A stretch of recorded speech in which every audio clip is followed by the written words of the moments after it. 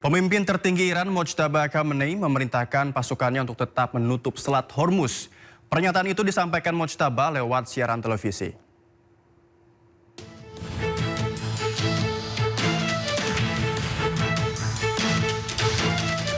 Iran akan tetap memblokir Selat Hormuz yang merupakan jalur pelayaran minyak tersibuk dunia. Hal tersebut dikatakan pemimpin tertinggi Iran yang baru, Mojtaba Khamenei, dalam sebuah siaran televisi pemerintah Iran. Namun Khamenei tidak tampil langsung. Dalam pesan publik pertamanya, Mojtaba mengatakan Iran harus memanfaatkan daya tawar agar bisa terus menutup Selat Hormuz. Karena kawasan tersebut merupakan titik di mana posisi musuh amat rentan. خواست توده‌های مردم ادامه دفاع مؤثر و پشیمان کننده است. همچنین قطعاً همچنان از اهرم مسدود کردن تنگه هرمز باید استفاده شود. در مورد گشودن جبهه‌های دیگری که دشمن در آن تجربه ناچیزی دارد و به شدت در آن آسیب پذیر خواهد بود، مطالعاتی صورت گرفته است و فعالسازی آن در صورت استمرار وضع جنگی و بنابر رعایت مصالح صورت خواهد گرفت. Mojtaba memberikan pesan publik perdananya setelah terpilih sebagai pemimpin tertinggi Iran. Mojtaba menggantikan ayahnya Ayatollah Ali Khamenei yang tewas karena serangan Amerika Serikat dan Israel ke Iran. Korps Garda Revolusi Iran kembali menargetkan kapal tanker Amerika Serikat di perairan Irak. Serangan tersebut menewaskan 1 awak kapal. 2 kapal tanker yang rusak parah terlihat terbakar di perairan Irak setelah diserang pada Rabu malam waktu setempat. Otoritas pelabuhan Irak menyebut serangan dilakukan oleh perahu yang membawa bahan peledak. Dalam insiden ini, 1 awak kapal dilaporkan tewas, sementara 55 orang lainnya berhasil diselamatkan. Serangan ini menandai eskalasi terbaru dalam rangkaian serangan balasan Iran yang berdampak pada jalur distribusi energi di kawasan Timur Tengah.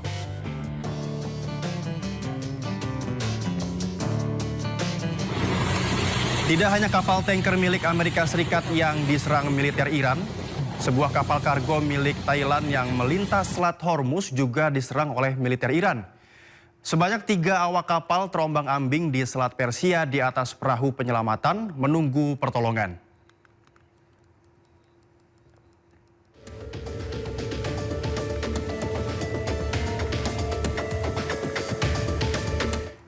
Perang di Timur Tengah belum juga mereda. Pangkalan militer Prancis di Erbil, Kurdistan, Irak telah dihantam serangan drone. Akibat serangan itu, 6 tentara Prancis dilaporkan terluka dan 1 orang tewas dan sebuah helikopter rusak. Sebuah rekaman video amatir menunjukkan kobaran api pasca serangan drone milik Irak yang menargetkan pangkalan militer gabungan tentara Prancis. Fasilitas militer ini terletak di dekat Bandara Erbil, wilayah utara Irak. Akibat insiden serangan, dilaporkan sebanyak 6 tentara Prancis terluka dan 1 orang tewas.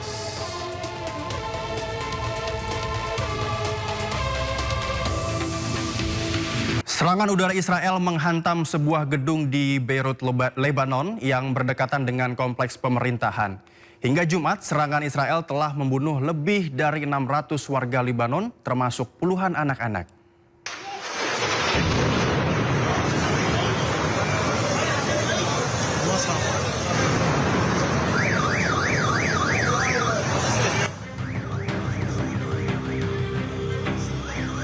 Serangan udara Israel meluas hingga ke wilayah Lebanon.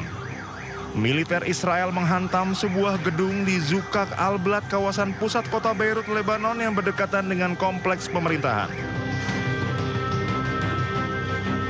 Serangan terjadi tak lama setelah militer Israel mengeluarkan peringatan agar warga menjauh dari bangunan yang menjadi target.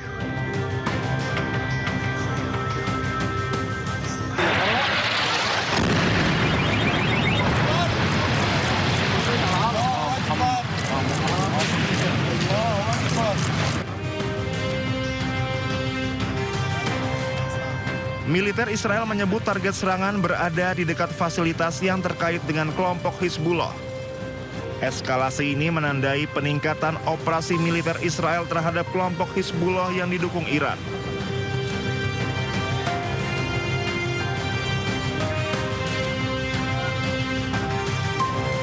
Menteri Pertahanan Israel, Israel Katz, mengatakan militer Israel telah diperintahkan memperluas kampanye militernya, salah satunya ke Lebanon.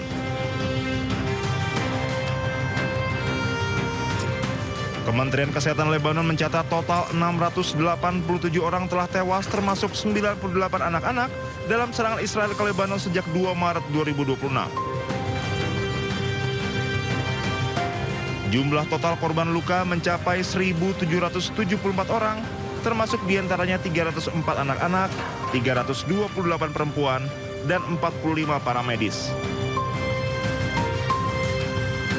Sementara itu, Iran menegaskan pasukan militernya tidak pernah menyerang Azerbaijan, Turki, dan Siprus. Esmail Baghei, juru bicara Kementerian Luar Negeri Iran, ingatkan mengenai potensi operasi false flag oleh Israel. در رابطه با جمهوری آذربایجان، ترکیه و قبرس که شما اشاره کردید، ستاد کل نیروهای مسلح صراحتاً و رسما اعلام کرد که چنین پرتابه‌هایی از داخل ایران یا توسط نیروهای نظامی ما صورت نگرفته. قبرس رو دیدید، حتی مقام‌های رسمی انگلیس تایید کردند که چنین اتفاقی نیفتاده. ما همواره هشدار دادیم نسبت به عملیات‌های پرچم دروغین. یادمون باشه که یک رژیم شروری در منطقه وجود داره که سابقه طولانی داره در چنین اقداماتی. موضوع آوالون یا اپریشن سوزانا در 1954 در مصر یک مورد خیلی شناخته شده است که رژیم صهیونیستی چگونه سعی کرد با اقدامات خرابکاری سعی کنه که شکاف ایجاد بکنه بین چند کشور. اخیراً هم خب خبرهاش اومد که در عربستان سعودی و قطر اینها مشغول عملیات خرابکارانه بودن. بنابراین همه کشورها رو ما دعوت میکنیم به تأمل و دقت در هر گونه پیش‌داوری راجع به تحولاتی که در منطقه صورت میگیره. تعجیل و شتاب در اعلام نظر حتما به نفع روابط دوستانه بین کشورهای منطقه نیست. دیشب گفتگوی خوبی بین رئیس جمهور محترم و رئیس جمهور آذربایجان صورت گرفت. توضیح داده شد، تاکید شد که چنین اقدامی از طرف ایران نبوده و امیدواریم که حسن نیت و رویکرد مثبت ایران در قبال همسایگان در هر اظهار نظری مد نظر باشه. در عین حال تأکید ما سر جاش هست، از هر جایی که منشأ و مبدأ تعرض نظامی علیه ملت ایران باشه قاعدتاً پاسخ ما. Iran kembali meluncurkan rudalnya pada gelombang ke-42. Melibatkan beberapa jenis rudal, Iran menargetkan Tel Aviv dan pangkalan militer Amerika Serikat di seluruh wilayah.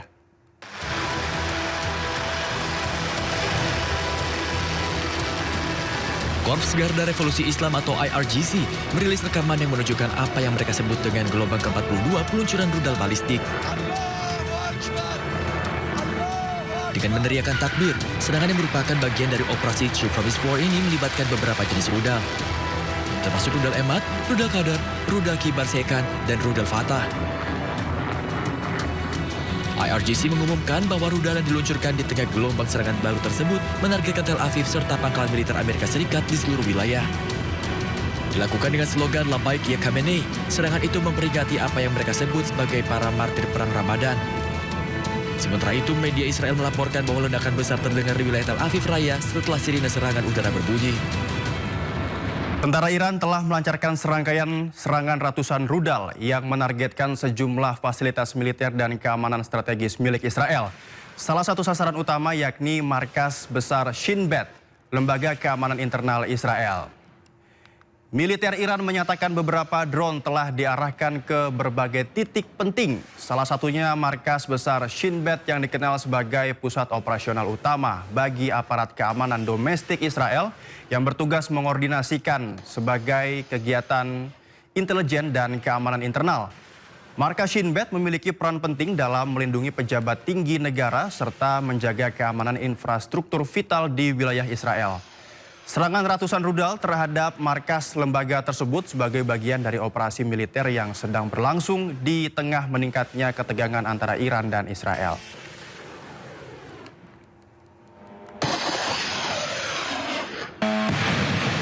Usai dirumorkan terluka dan tewas akibat serangan Iran, Perdana Menteri Israel Benjamin Netanyahu kembali muncul ke publik. Sebelumnya, kabar tersebut disebabkan media Iran setelah beberapa hari Netanyahu tak muncul di publik.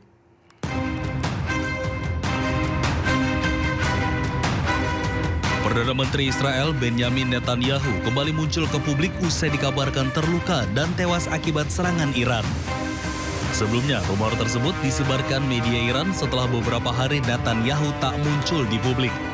Netanyahu menyampaikan keterangan pers melalui sambungan video pada Kamis malam waktu setempat.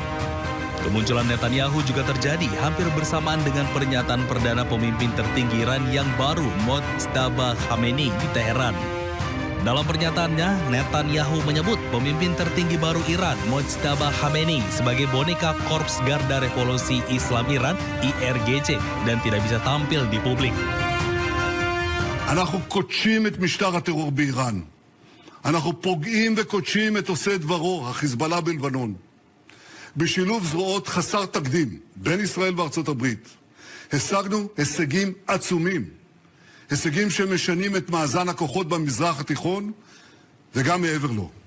ההישגים הללו מבססים את מעמדה של ישראל כמעצמה חזקה מאי פעם. Sebelumnya, dunia internasional dikejutkan dengan kabar Perdana Menteri Israel Benjamin Netanyahu mungkin tewas atau luka-luka akibat serangan balasan Iran. Kabar tersebut disebarkan media Iran setelah beberapa hari tak muncul di publik.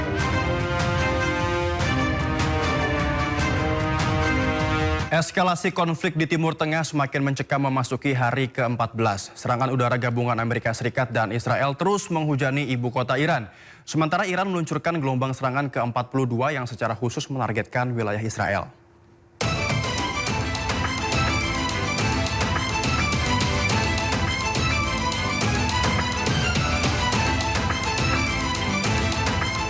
Serangan udara gabungan Amerika Serikat dan Israel terus menghujani ibu kota Teheran serta merembet ke kota-kota strategis lainnya seperti Kashan, Isfahan, Qom, dan Arak pada Jumat. Situasi di Teheran sangat rumit seiring serangan pesawat tak berawak atau drone yang secara spesifik menargetkan titik-titik keamanan dan markas milisi Basij. Suara deru drone dan aktivasi sistem pertahanan udara terdengar di seluruh penjuru ibu kota sepanjang malam. Akibat serangan yang menghantam depot-depot minyak, polusi udara hebat menyelimuti langit Teheran. Kondisi ini memaksa sebagian besar penduduk kota untuk dievakuasi ke wilayah yang lebih aman guna menghindari dampak kesehatan dan risiko serangan susulan. Militer Israel mengklaim telah menyerang lebih dari 200 target di wilayah Iran Barat dan Tengah dalam 24 jam terakhir. Namun serangan tersebut juga menyasar area permukiman warga sipil.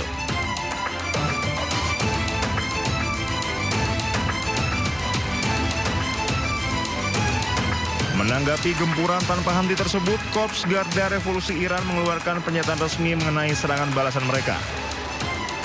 Iran mengklaim telah meluncurkan gelombang serangan ke-44 yang secara khusus menargetkan wilayah Israel. Hingga saat ini, total korban jiwa dalam konflik ini diperkirakan telah melampaui 1.400 orang. Krisis kemanusiaan terus meningkat seiring banyaknya daerah pemukiman yang hancur menjadi puing akibat pemboman berskala besar yang dilakukan pasukan koalisi Amerika Serikat dan Israel. Sementara itu pemirsa, pemimpin tertinggi Iran Mojtaba Khamenei dalam pesan publik perdananya menyatakan siap membalas dendam bagi mereka yang tewas akibat serangan Amerika Serikat dan Israel. Selain itu, Mojtaba menekankan akan menuntut ganti rugi atas perang kali ini. این اطمینان را به همگان می دهم که ما از انتقام خون شهداء شما صرف نظر نخواهیم کرد. انتقامی که در نظر داریم فقط مربوط به شهادت رهبر عظیم الشأن انقلاب نیست، بلکه هر عضوی از ملت که توسط دشمن شهید می شود خود موضوع مستقلی برای پرونده انتقام است. البته مقدار محدودی از این انتقام تا به حال صورت عینی پیدا کرده است، ولی تا حد کامل آن حاصل نشود همچنان این پرونده در روی بقیه پرونده ها خواهد بود و به خصوص نسبت به خون اطفال و کودکانمان حساسیت بیشتری خواهیم داشت. می باشیم. این کشورها باید تکلیف خود را با متجاوزین به وطن عزیزمان و قاتلین آحاد مردم ما معلوم کنند. من توصیه می کنم هر چه زودتر آن پایگاه ها را تعطیل کنند، چون لابد تا به حال فهمیدند که ادعای برقراری امنیت و صلح از سوی آمریکا دروغی بیش نبوده است. این امر باعث می شود تا با ملت‌های خودشان که عموماً از همراهی با جبهه کفر و رفتار تحقیرآمیز آن ناراضی هستند، پیوند بیشتری پیدا کرده و بر ثروت و قدرتشان افزوده شود. باز تکرار می کنم نظام جمهوری اسلامی بدون اینکه بخواهد سلطه و استعماری را در منطقه راه بیاندازد، برای اتحاد و رابطه متقابل گرم و صمیمانه با همه همسایگان آمادگی کامل دارد. ما از دشمن غرامت خواهیم گرفت و اگر امتناع کند به اندازه‌ای که تشخیص بدهیم از اموالش برخواهیم داشت و اگر آن هم مقدور نباشد به همان اندازه از اموالش را نابود